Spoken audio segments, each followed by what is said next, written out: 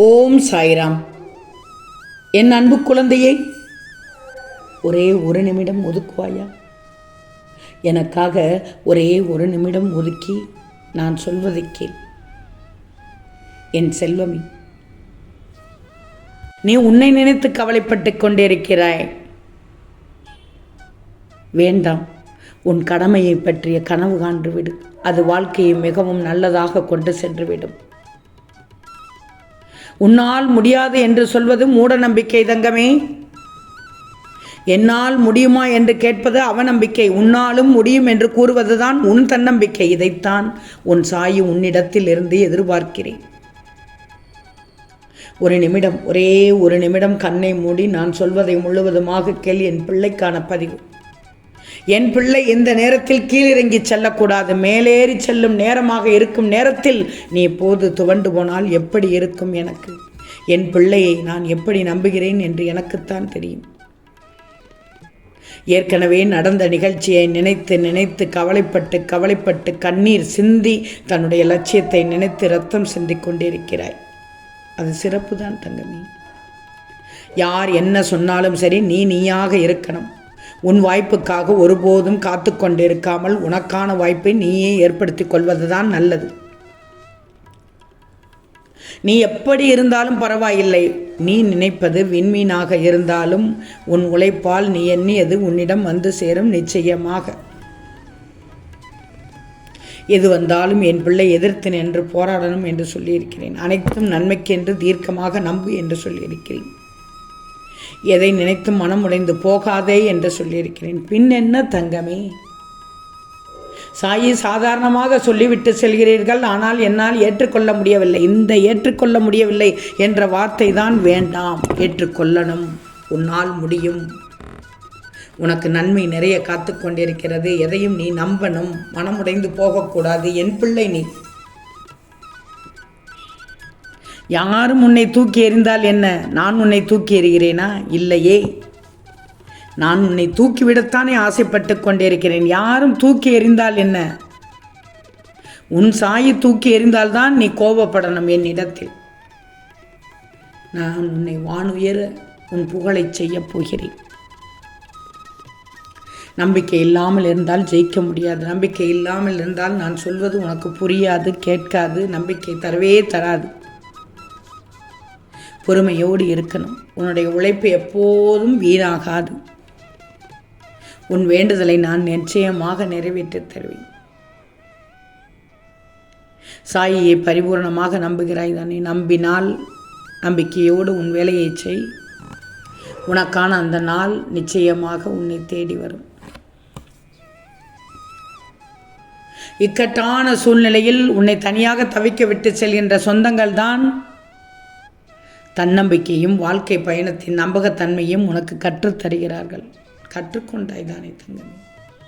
அவர்கள் எதற்கு உன் பக்கத்தில் வரணும்? அவர்கள் எதற்கு உனக்கு முன்வந்து நான் தான் சொல்லியிருக்கேனே, யாரிடமும் எதையும் எதிர்பார்த்து காத்திருக்காதே என்று, கையேந்தி நிற்காதே என்று. ஒரு சூழலில் தளர்ந்து விடுகிறாய். யார் யார் எப்படி இருக்கிறார்கள் என்று உணர்த்திய காலத்திற்கு நன்றி சொல் தங்கமே. நான் தான் அதை உணர்த்தி காமிக்கிறேன். நீ பார்த்ததெல்லாம் நல்லது என்று நினைத்து விடுகிறாய். மாயை உறவுகளுக்குள் நீ சிக்கிவிடக்கூடாது. ஏன்னா இங்கே எதுவுமே நிரந்தரம் இல்லை. உன்னை ஏமாற்றி விட்டார்கள் என்று சொல்வதை விட பயன்படுத்தி கொண்டார்கள் என்பதுதான் உண்மையான உண்மை. சுயநலமும் சுயநலவாதிகளும் தான் இங்கு அதிக பேர் இருக்கிறார்கள். அவ்வாறு இருக்கும் பிள்ளைகளிடம் புகழ்ச்சிக்கு ஒருபோதும் மயங்கி விடாது. இனிக்க பேசுவார்கள். என்னடா ஏதுடா என்று மயக்கி பேசுவார்கள். ஒருபோதும் மயங்கி விடாது. என்னடா அப்படி இப்படி என்று இனிக்க பேசுபவர்கள் காரியத்தில் கண்ணும் இருக்காது, ஒரு மண்ணும் இருக்காது. வெற்றுருட்டு.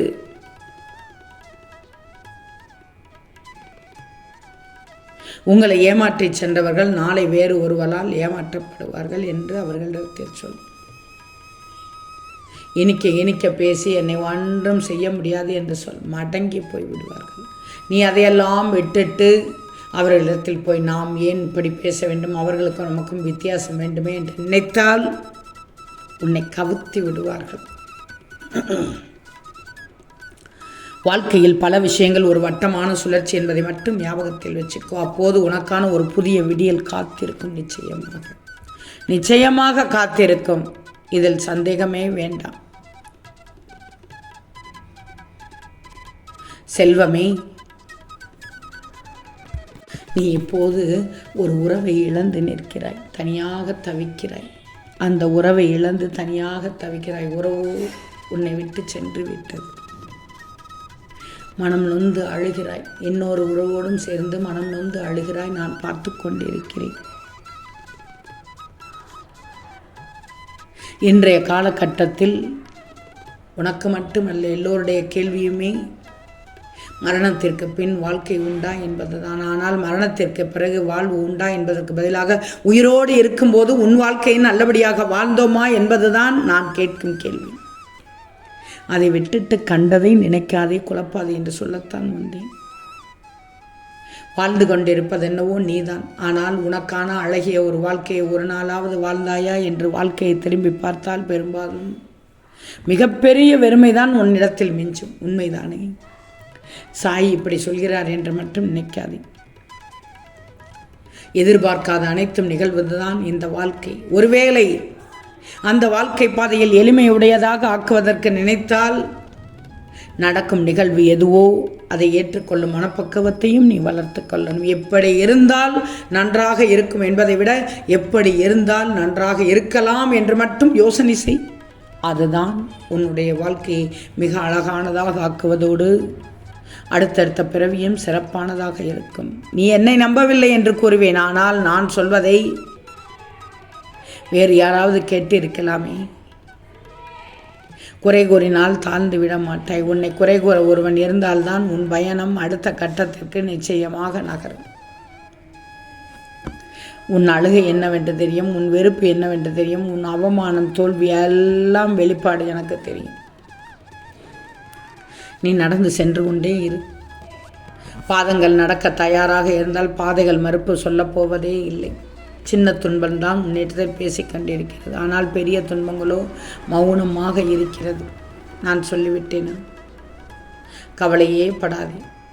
புதிய துவக்கத்தில் நம்பிக்கை வச்சுக்கோ. எதை ஆரம்பித்தாலும் அதை நம்பிக்கையோடு ஆரம்பித்து விடு. நல்ல மனநிலையில் துவங்குவது நல்லபடியாகத்தான் முடியும். இந்த நாள் உனக்கு நல்ல நாளாக விடிந்துள்ளது. உனக்கான சந்தர்ப்பத்தை இப்போது நீயே உருவாக்கினால்தான் வாழ்க்கையில் உனக்கான வெற்றி உன்னை தேடி வரும். அதற்கு நான் பொறுப்பு. ஆம் தங்கமே, நிச்சயம் நடக்கும். நல்லது நடக்கும். நல்லது மட்டுமே நடக்கும். அது நன்மையாகவே இருக்கும். ஓம் சாயிராம்.